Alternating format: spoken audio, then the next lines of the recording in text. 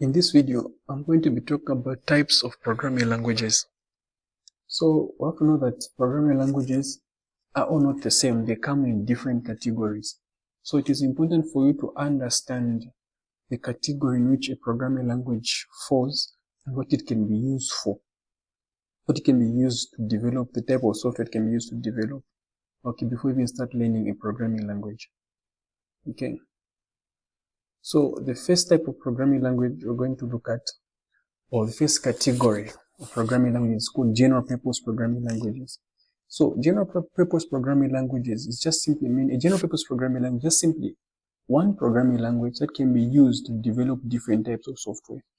Okay, so examples are C, C++, Java, Python. JavaScript is also used as a general purpose programming language to an extent today.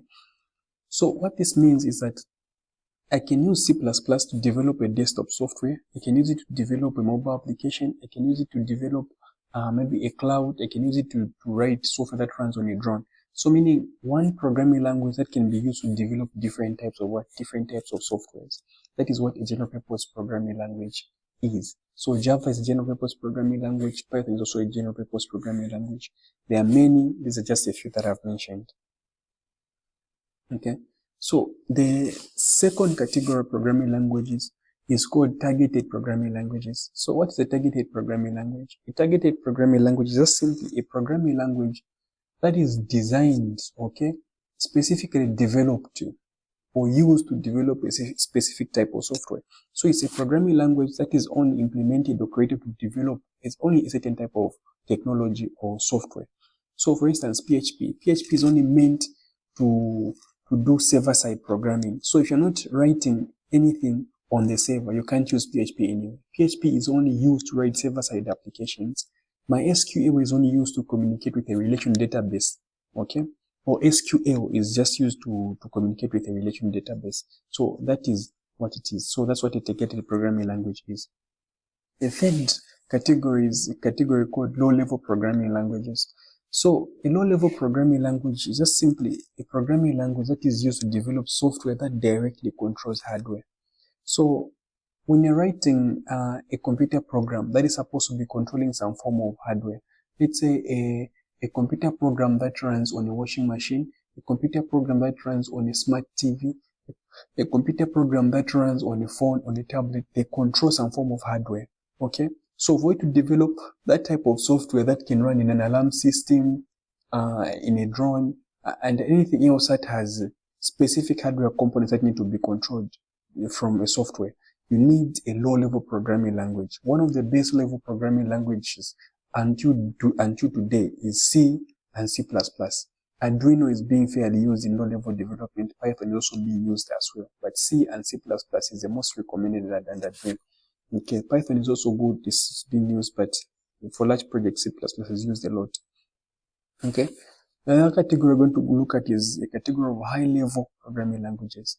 So a high-level programming language is just a programming language that can be used to develop software that does not directly control hardware. For instance, majority of websites do not control hardware in any form. There could be websites that you can access to access cameras and CCTV cameras, but not a lot of them.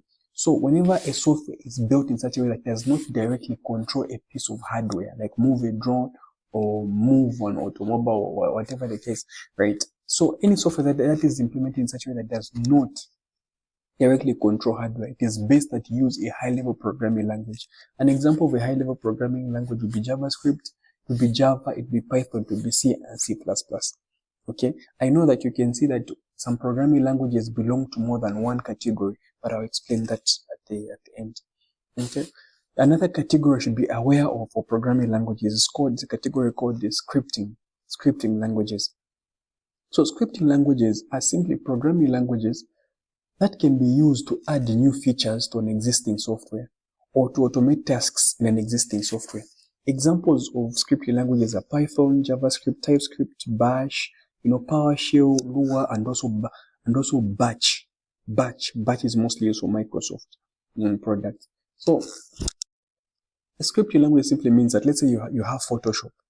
Photoshop is already an existing software, but if you want to write an automation or to write your own font in Photoshop, maybe you can use JavaScript to do that. A good example is Google Chrome. In Google Chrome, you can write your own extensions using JavaScript.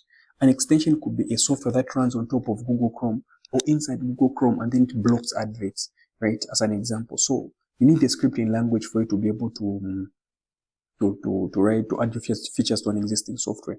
So any programming language that is built or has a library to integrate new features into an existing software can be used as a scripting programming language.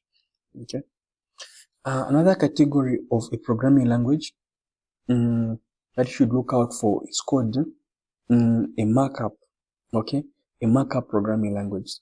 So what a markup programming language is it's just a programming language that is used to structure data. So in most cases, they do not even have, they cannot perform some sort of logic operations. Okay, it cannot perform strong checks or implement reasoning or intelligence in a computer program. They just structure information. Some of the examples are HTML, XML, CSS, and Markdown. Okay, so these are the categories of programming languages that you should be aware of. So every time you're learning a programming language, you should understand in which category it falls under, because when you understand that, you know what the programming language can be used for. Okay, but you're advised to know at least one programming language in every category, or you choose one programming language that falls to most of the categories.